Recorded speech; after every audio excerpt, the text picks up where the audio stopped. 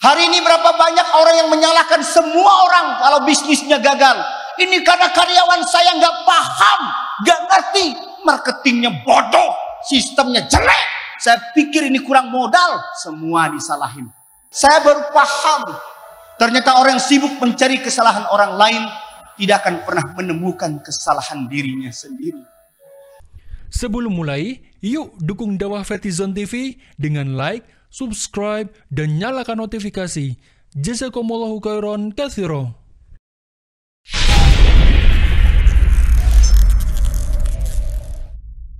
Ada yang begini, datang ke sini nggak fokus. Nah, ini yang mohon maaf susah dapat ilmunya. Noleh kanan, noleh kiri, nelpon terus. Papa lagi di sini, jangan diganggu dong, Ma. Akhirnya bingung, pusing, nggak dapat ilmunya. Datang ke sini badannya di sini, pikirannya melayang kemana-mana, nggak bakal dapat ilmunya. Ada yang nomor 2, datang ke sini hanya untuk membanding-bandingkan antara komunitasnya dengan komunitas orang lain. Hanya untuk mencari kekurangan-kekurangan para pembicaranya. Hanya untuk mencari, mohon maaf, keburukan-keburukan dari orang yang ada di sekitar ini. Na'udzubillah min zalik, kita berlindung dari tipe peserta yang seperti ini.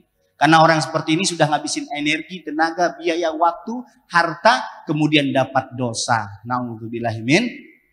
Tahu teman-teman semua, kentut yang paling membahayakan itu kentutnya bukan dari pantat, tapi dari hidung.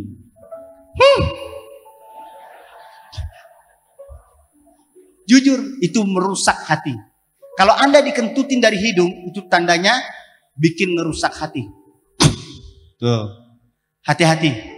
Kita berlindung kepada Allah dari orang-orang yang tinggi hati.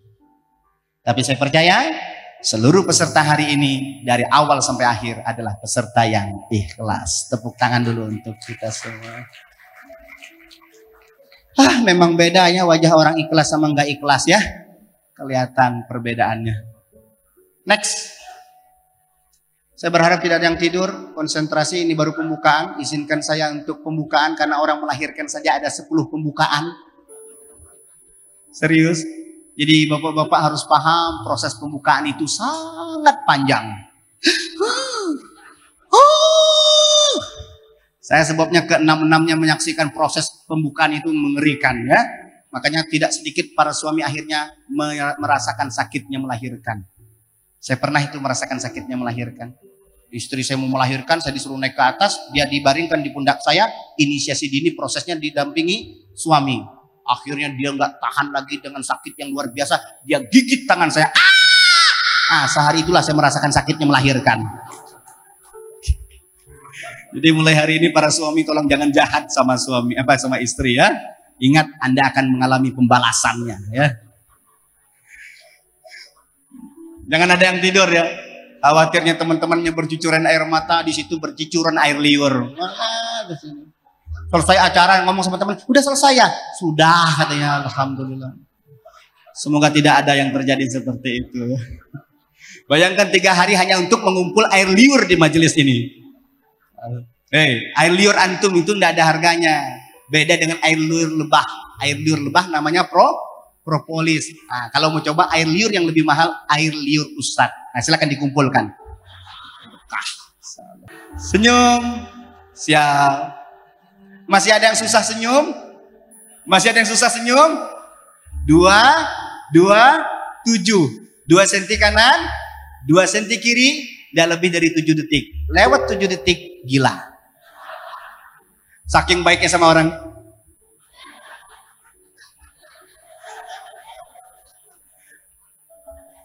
Ini ada masalah kelihatannya. Ketemu suaminya. Kamu semenjak pulang dari acara SBC kok gila ya? Ya, ini orang senyum yang berlebihan. Cukup 1 kata. Kalau kami dulu belajar jahe. 1, 2, 3. Jahe. 1, 2, 3. Jahe. Pulang ke rumah papa. Jahe. Kata mamanya toge. Datang anaknya tempe. Ada neneknya keluar. Gile. Ini keluarga semuanya rusak. Mudah-mudahan semuanya bisa senyum dan bahagia. Barakallah. Sip, lanjut. Belajarnya harus gak kayak gelas kosong ya, nggak boleh belajar sudah jadi gelas yang terisi, nantinya susah dapat ilmunya. Kalau teko dan gelasnya sejajar, dapat nggak airnya? Teko dan gelas sejajar, dapat nggak airnya? Tidak akan dapat, sampai kiamat nggak akan pernah dapat. Sekarang dibalik, kalau gelasnya lebih tinggi daripada teko, dapat nggak airnya? Nggak dapat juga. Ini orang yang sombong, merasa lebih tinggi daripada orang yang berbicara. Kita berlindung kepada Allah karena ini penyakit kemaksiatan. Yang baiknya seperti apa? Kalau tekonya lebih tinggi daripada gelasnya. Ini baru memulai trainingnya. Hendy Kurniah datang jauh-jauh dari Bangka Belitung memenuhi undangan seorang sahabat sekaligus guru. Saya hanya dititipkan satu buah ilmu. Dan saya yakin sahabat semua sudah dititipkan Allah 1000 ilmu. Maka ketika sahabat tulus dan ikhlas menerima satu ilmu dari saya, yang ini pun adalah amanah dari Allah, maka ilmu sahabat menjadi 1001 ilmu. Ilmu saya tidak bertambah dan tidak berkurang, tetap satu. Mana yang lebih hebat? 1001 ilmu atau kami yang hanya cuma titipan satu ilmu? Teman-teman semua, Imam Syafi'i hafal Quran umur 7 tahun. 10 tahun sudah dimintakan pendapat oleh Sufyan Uyainah untuk memberikan fatwa. Dan dia sudah hafal kitab Muwatta Imam Malik dalam waktu kurang lebih 9 hari. Tapi dia punya kisah tentang kemaksiatan hati. Suatu saat Imam Syafi'i berjalan. Di depannya ada perempuan yang pakai jilbab jubah. Qadarullah jubahnya tersingkap dan kelihatan betis perempuan itu. Betis. Saya tanya, ini apa namanya? Betis. Ini apa? Luar biasa yang kenal paha. Ini ya, luar biasa. Imam Syafi'i tidak lihat paha. Imam Syafi'i lihat betis. Terlihat sengaja atau tidak? Tidak. Pulang ke rumah dia mengulangi hafalan Qur'annya. Bayangkan. Dia katakan apa? Setelah aku terlihat betis wanita, maka hilanglah beberapa ayat dari hafalan Al-Qur'anku. Aku datangi guruku Waki. Sakautu ila Waki. Aku mengadu kepada guruku Waki. Su'i hibzi. Atas buruknya hafalanku. Apa kata Waki? Al-ilmu nur wa nurullah la yuhda ilal asi. Dengar baik-baik. Ilmu adalah cahaya dan cahaya Allah tidak pernah masuk ke dalam hati orang yang bermaksiat. Ustaz, itu ngelihat betis hilang beberapa ayat. Saya sudah lihat semuanya Ustaz. Berarti tersisa huruf hijaiyahnya saja. Dan itu pun cuma satu huruf. Huruf wow, hanya huruf wow. Astagfirullah. Saya pernah ke Bali, ini ada saudara saya Pak Haskoro, saya dibawa teman saya ke Bali, diajak ke pantai. Saya bilang saya nggak sanggup kalau ke pantai di Bali, takutnya lihat yang mau aurat dan maksiat, takut hafalan saya berkurang. Dia tersenyum.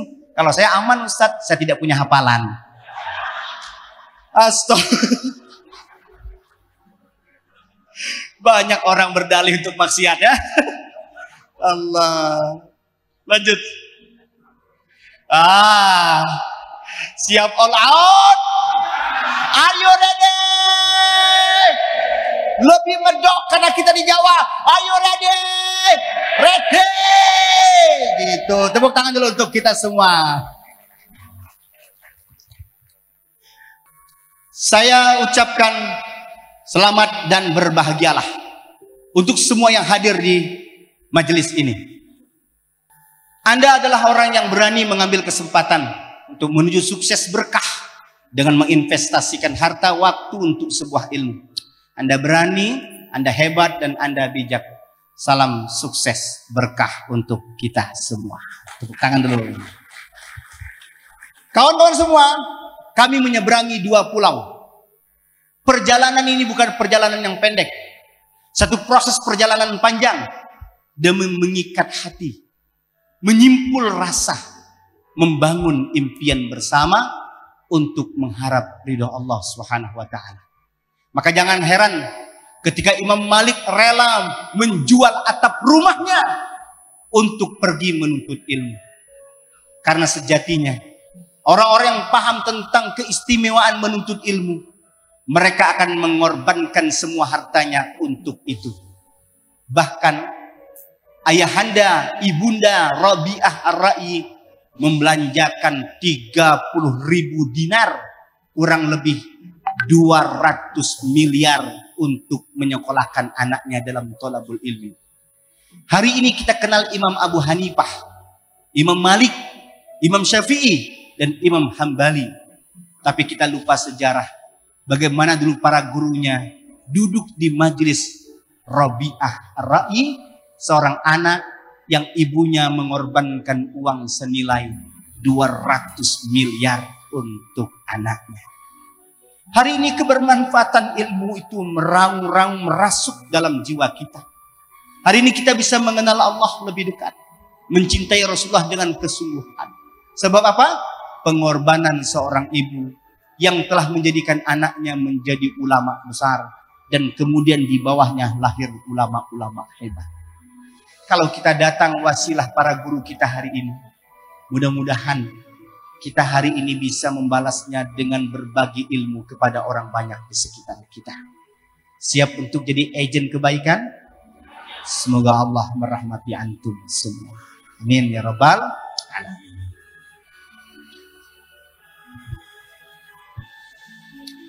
Dulu rumah kami dari genteng, atapnya pakai genteng.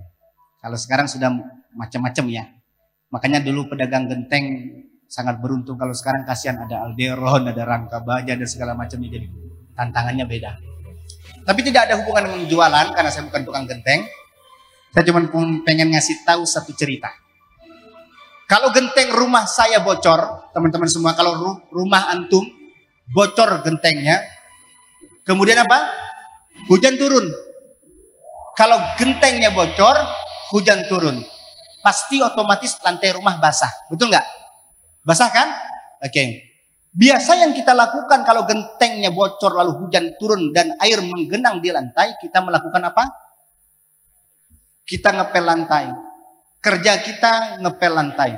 Sekarang pertanyaannya, kalau besok hujan, airnya jatuh lagi ke lantai, kita ngepel lantai lagi?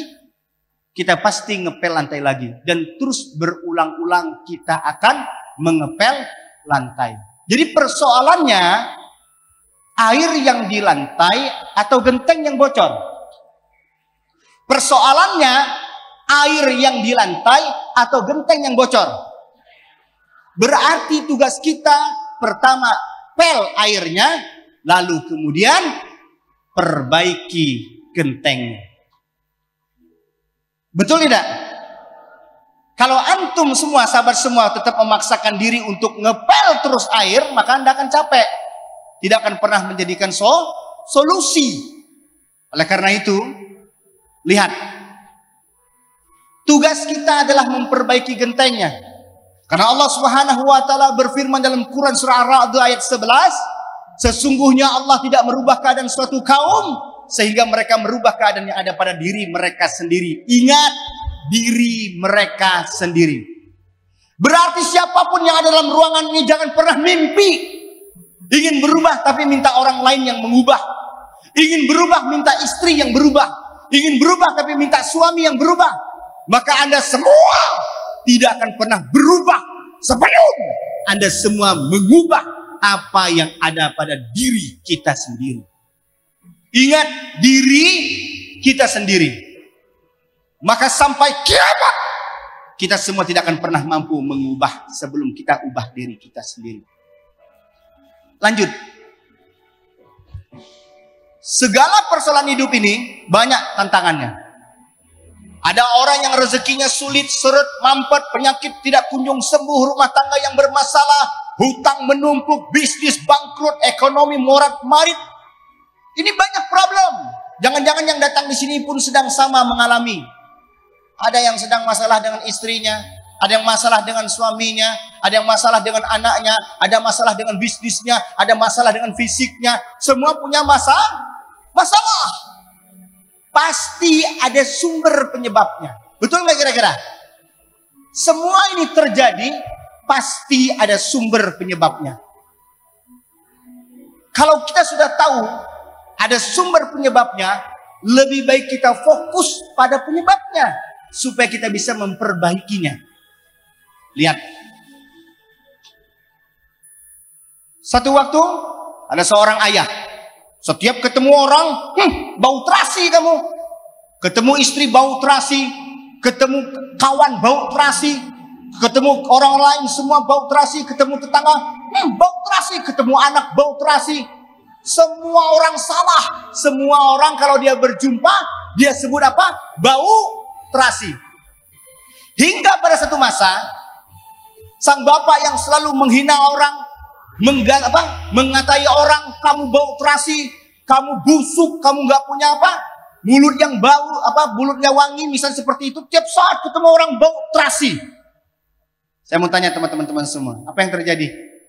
Ketika dia masuk ke dalam kamar, dia terkejut. Terasinya ada di hidungnya. Terasinya ada di tabarakallah. Hari ini berapa banyak orang yang menyalahkan semua orang kalau bisnisnya gagal. Ini karena karyawan saya nggak paham, nggak ngerti, marketingnya bodoh, sistemnya jelek. Saya pikir ini kurang modal, semua disalahin. Semua nyalahin orang, semua nyalahin sistem, semua nyalahin keadaan. Akhirnya kerjanya hanya menyalahkan orang lain. Dia lupa bahwa terasinya ada di hidungnya sendiri. Mulai hari ini kawan-kawan semua, sebesar apapun persoalan kita, maka saya harus katakan di tempat ini, maka kita harus stop untuk menyalahkan orang lain. Stop menyalahkan orang lain. Kalau kerja kita setiap hari hanya bisa menyalahkan orang lain, kapan kita berubah? Kapan kita berubah? Jawab pertanyaan saya. Istri salah, suami salah, anak salah, kawan salah, karyawan salah, pemerintah salah, semua salah. Dia lupa sumber masalahnya adalah dirinya sendiri. Dulu itu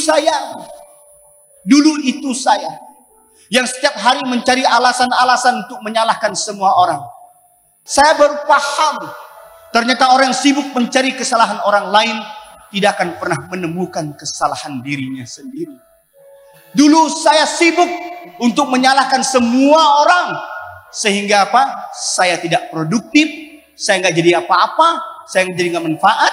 Akhirnya saya sakit hati. Ingat, orang yang sakit fisik itu gampang menyembuhkannya, tapi orang yang sakit di hatinya itu sangat sulit untuk menyembuhkannya. Stop menyalahkan orang lain. Berarti kalau semua orang dalam ruang ini sepakat untuk menyalahkan dirinya sendiri, maka dia akan menemukan cara untuk berubah. Betul tidak kira-kira? Yang tidak pernah menemukan kesalahan dirinya, dia tidak akan pernah menemukan solusi untuk berubah. Maka kawan-kawan semua yang saya cintai karena Allah memberi jalan. Ada satu kalimat mahfuzat yang indah. Man sara 'ala darbi wa shalah. Barang siapa yang berjalan pada jalannya, maka dia akan sampai pada tujuan. Mau dapat rezeki yang berkah ada jalannya, mau masuk surga juga ada jalannya. Bahkan apa? Mau dua-duanya pun ada jalan.